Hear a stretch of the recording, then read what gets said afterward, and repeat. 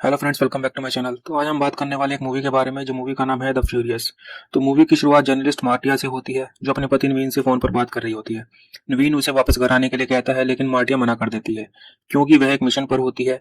वह हाल ही में लापता हुए बच्चे की तलाश कर रही होती है। मार्टिया नवीन से कहती है कि उसे पता चल गया कि बच्चा कहाँ पर है, तो वह उस लोकेशन पर उसे ढूंढने के लिए जा रही है। अगले सीन में मार्टिया उस लोकेशन पर पहुंच जाती है, जो एक गुफा जैसा होता है। वहां बच्चे की तस्करी करने वाले लोग मौजूद होते हैं। उसे देखते ही वो उस पर हमला कर देते हैं। हालांकि मार्टिया एक बेहतरीन फाइटर होती है और सभी गुंडों से भिड़ जाती है। आखिरकार उसे बच्चा मिल जाता है और वह उसे भागने के लिए कहती है।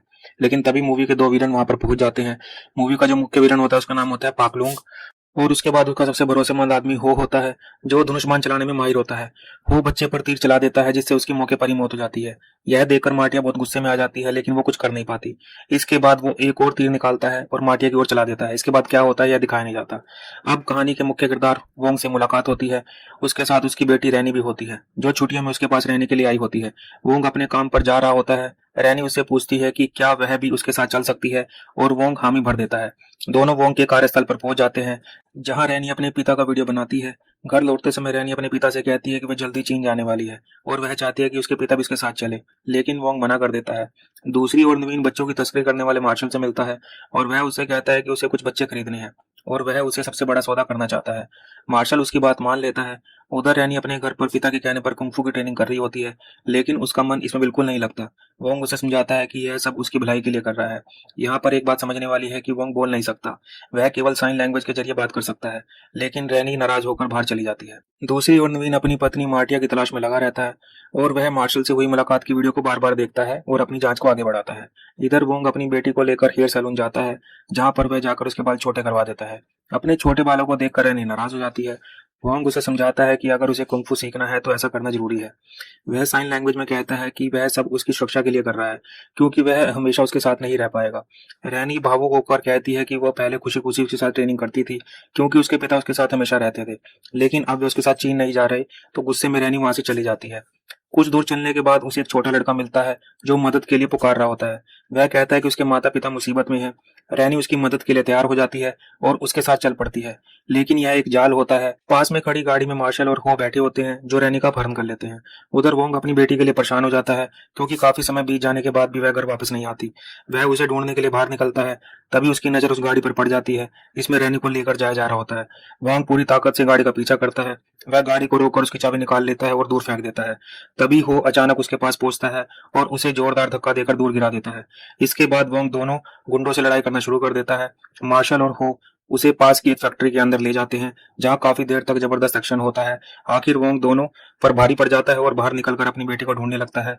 तभी मार्शल उसके सामने आ जाता है और उसे रोकने की कोशिश करता है। उसी समय वोंग की नजर अपनी बेटी रैनी पर पड़ती है और हो भी बाहर आ जाता है। उसके हाथ में बड़ा लोहे का डंडा होता है, जिससे वह वोंग पर हमला कर देता है। इसके बाद वो उसे बांध देते हैं और उसे ऊंचाई से नीचे फेंक देते हैं।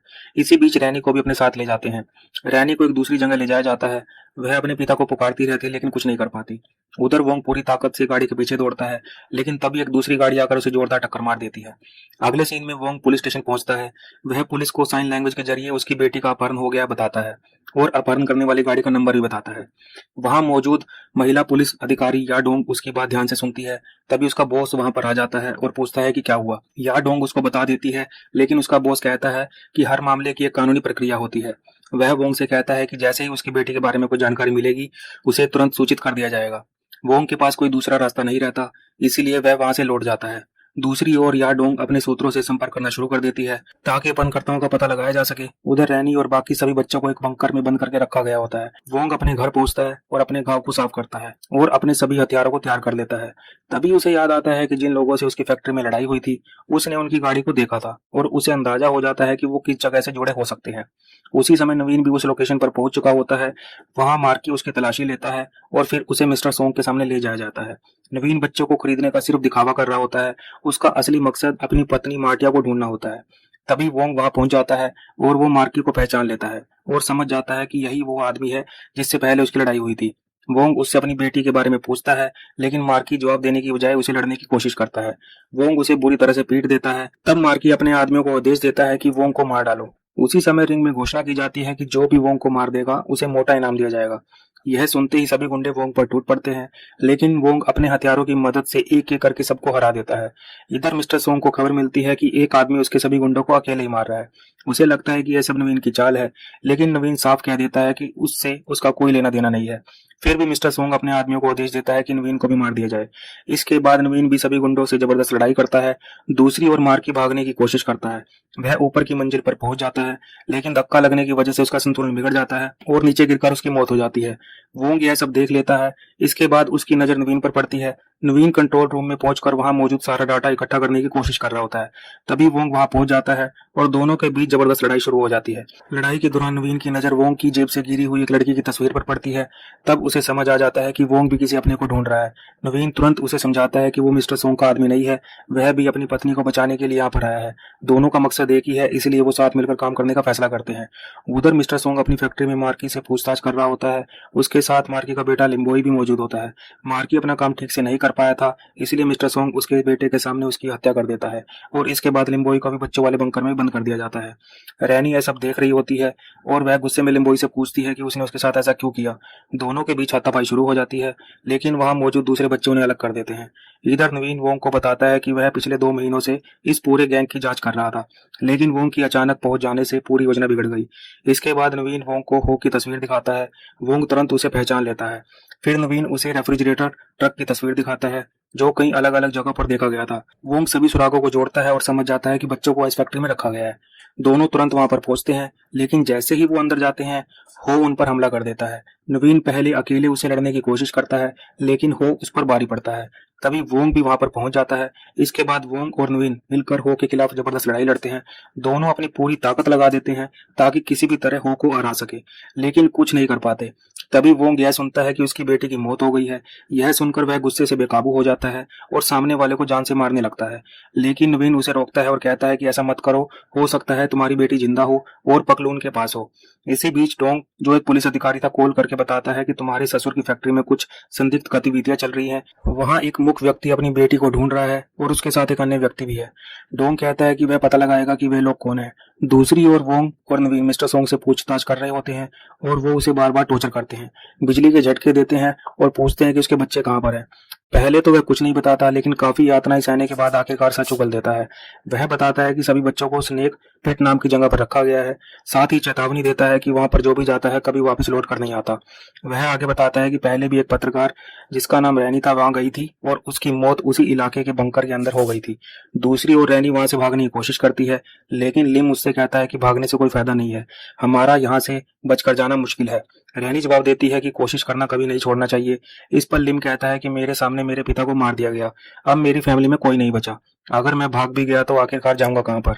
रैनी उसे हिम्मत देते हुए कहती है कि चिंता मत करो, तुम हमारे साथ रह सकते हो। उधर रात के समय मिस्टर सोंग फैक्ट्री से बाहर निकल जाता है, लेकिन सामने पकलून और टाको पहले से उसका इंतजार कर रहे होते हैं। टाको बिना कोई मौका दिए उसे मार देता है। इसके बाद कहानी फिर स्नेक पिट की तरफ बढ़ती है, जहां रैनी बाकी बच्चों के साथ कैद होती है। मौका मिलते ही वह जेल का ताला तोड़ देती है और बच्चों को लेकर बाहर भागने लगती है, लेकिन तस्करों को इसकी भनक लग जाती है और वो कुछ बच्चों को पकड़ लेते हैं। रैनी एक तस्कर से भिड़ जाती है और उसे मार गिराती है। इसी समय वोंग और नवीन भी वहां पर पहुंच जाते हैं। दोनों योजना बनाकर अंदर घुसते हैं और गुंडों से जबरदस्त लड़ाई करना शुरू कर देते हैं। लड़ाई के दौरान वोंग की नजर रैनी पर पड़ती है। रैनी भी अपने पिता से मिल जाती है। वोंग कहता है कि चलो अब यहाँ से निकलते हैं, लेकिन रैनी कहती है कि अभी यहाँ बहुत सारे बच्चे फंसे हुए हैं। नवीन कहता है कि तुम चिंता मत करो, मैं उन सबको बचा लूंगा, तुम अपने पिता के साथ बाहर चली जाओ। इसके बाद वोंग अपनी बाइक निकालता है और रैनी को लेकर बाहर जाने लगता है। अंदर नवीन अकेले गुंडों से लड़ रहा होता है। तभी रैनी अपने पिता से कहती है कि उन्हें भी नवीन की मदद करनी चाहिए।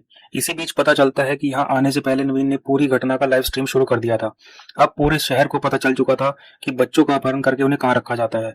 उधर पुलिस अधिकारी याडो को भी लाइव स्ट्रीम देखकर पता लगता है और अपने साथियों से कहती है कि चलो हमें तुरंत वहां पर जाना चाहिए और बच्चों को बचाना चाहिए। कुछ ही देर में फैक्ट्री के बाहर लोगों की भारी भीड़ इकट्ठी हो जाती है और पुलिस भी वहां पर पहुंच जाती है। याडो अंदर जाना चाहती है, लेकिन उसका वरिष्ठ अधिकारी उसे जाने से रोक देता है। इसी बीच कई हथियारबंद गुंडे बाहर आ जाते हैं और इसीलिए पुलिस तुरंत अंदर नहीं जा पाती। दूसरी तरफ रैनी अपने पिता से फिर कहती है कि बाकी बच्चों को बचाना जरूरी है। वांग भी वापस अपनी बेटी के साथ बाइक पर अंदर चला जाता है और फिर से लड़ाई में शामिल हो जाता है। अब वांग और नवीन दोनों मिलकर गुंडों का सामना करते हैं। रैनी बच्चों को लेकर ऊपर की मंजिल पर पहुंचती है और बाहर निकालने का रास्ता ढूंढती है। वहां पर एक रस्सी बांधी जाती है। ताकि बच्चों को एक एक करके नीचे उतारा जा सके। बच्चे सुरक्षित नीचे आने लगते हैं। याडो कुछ देर तक अपने वरिष्ठ अधिकारी के आदेश का पालन करती है, लेकिन फिर फैसला करती है कि चाहे कुछ भी हो जाए बच्चों को बचाना ही होगा। वह आदेश की अवहेलना करते हुए अपनी टीम के साथ अंदर चली जाती है। उधर वांग और नवीन सीढ़ियों पर खड़े होकर गुंडों को ऊपर जाने से रोकते हैं। दोनों पूरी ताकत से लड़ रहे होते हैं और उनकी हिम्मत जवाब देने लगती है। तभी सही समय पर पुलिस अंदर पहुंच जाती है और फायरिंग करती है और गुंडों को रोक लेती है। बच्चे लगातार नीचे आते रहते हैं। जब रैनी की बारी आती है तभी रस्सी टूट जाती है, लेकिन नीचे मौजूद लोग उसे समय रहते बचा लेते हैं। अब लिम नीचे आने ही वाला होता है तभी ये गुंडा उसे मारने के लिए पहुंच जाता है। उसी समय नीचे खड़ी याडो सटीक निशाना लगाकर गोली चलाती है और उस गुंडे को मार गिराती है। इस तरह सभी बच्चों को सुरक्षित बचा लिया जाता है। अगले सीन में न्यूज चैनलों पर पूरी घटना दिखाई जाती है और बताया जाता है कि बच्चों की तस्करी करने वाले पूरे गिरोह का पर्दाफाश हो गया है।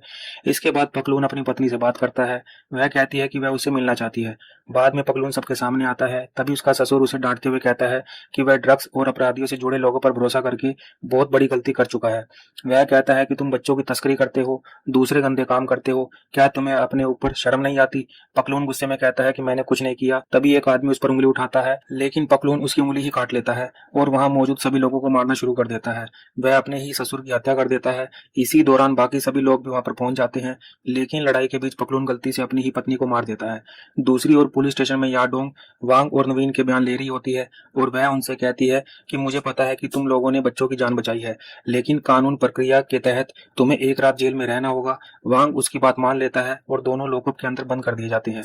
उधर हो फैक्ट्री के बाहर निकलता है और अपने पिता मिस्टर सोंग की लाश को देखकर टूट जाता है। जेल में नवीन वोंग से कहता है कि आज तुमने बहुत बड़ा काम किया है, हमने कई बच्चों की जान बचाई है। इसी बीच पुलिस स्टेशन के बाहर पकलून और टाक बदला लेने के इरादे से पहुंच जाते हैं। सबसे पहले टाक अंदर घुसता है और तीरों से कई पुलिस वालों को मार देता है। याडोंग को जैसे ही खतरे का एहसास होता है वह बच्चों से कहती है कि तुरंत छिप जाएं, लेकिन टाक उसे देखता है और उस पर हमला कर देता है। उधर वांग नवीन को भी पता चल जाता है कि पुलिस स्टेशन पर हमला हो चुका है। वे हथियार उठाने की कोशिश करते हैं, लेकिन टाक याडोंग को मार देता है। इसके बाद पकलून जेल के अंदर पहुंचता है, लेकिन यहाँ वांग और नवीन नहीं मिलते। दोनों बच्चों के साथ छत पर पहुंच चुके होते हैं और वहां से निकलने की कोशिश कर रहे होते हैं। तभी पकलून और टाक उनका रास्ता रोक लेते हैं। लिम रहने को लेकर भागने की कोशिश करता है, लेकिन टाक उसके पैर पर तीर मार देता है। अब यहाँ पर एक जबरदस्त फाइनल फाइट शुरू होती है। वांग और नवीन मिलकर पकलून और टोक से लड़ते हैं। तभी हो भी लड़ाई में शामिल हो जाता है और पकलून पर हमला करते हुए कहते हैं कि तुम लोगों ने मेरे पिता को मार डाला। अब पांचों के बीच भयंकर लड़ाई होती है। इसी दौरान नवीन किसी तरह टाक को नीचे गिरा देता है और उससे अकेले लड़ने लगता है।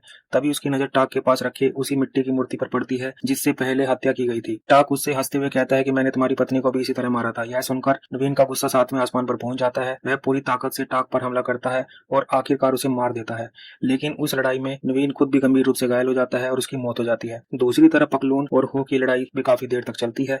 आखिरकार पकलून हो को भी मार देता है। अब केवल वांग और पकलून आमने सामने रह जाते हैं। पकलून वोंग की बेटी को पकड़ने की कोशिश करता है, लेकिन वोंग समय रहते पहुंच जाता है और उसे नीचे गिरा देता है। दोनों के बीच लंबी और खतरनाक लड़ाई होती है।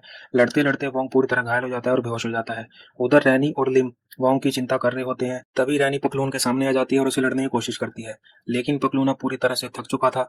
वह कहता है कि मैं बस अपने घर जाना चाहता हूँ। जैसे ही वह जाने के लिए मुड़ता है, पता चलता है कि उसके सर पर पहले से गंभीर चोट लग चुकी है और जिसकी वजह से वह गिर जाता है और उसकी मौत हो जाती है। आखिर में सभी लोगों को समुद्र किनारे दिखाई देते हैं। वोंग, रैनी, लिम और याडोंग मिलकर नवीन को श्रद्धांजलि देते हैं। वोंग को याद आता है कि जेल में नवीन ने उससे कहा था कि अब हम दोस्त हैं, लेकिन तुम अभी भी एक रहस्यमय इंसान हो, क्योंकि मैं तुम्हारा असली नाम भी नहीं जानता। तब वोंग मुस्कुराते हुए अपना असली नाम बताता है। अंतिम दृश्य में रैनी अपने पिता से पूछती है, क्या आप मुझे अपनी जिंदगी के बारे में पूरी कहानी बताएंगे? वोंग मुस्कुराते हुए अपनी कहानी सुनाना शुरू करता है और बताता है कि वह पहली बार रैनी की माँ से कहाँ मिला था, और इसी के साथ फिल्म खत्म हो जाती है। दोस्तों, अगर आपको वीडियो अच्छा लगा है तो मेरे चैनल को लाइक एंड सब्सक्राइब कीजिएगा। Thank you.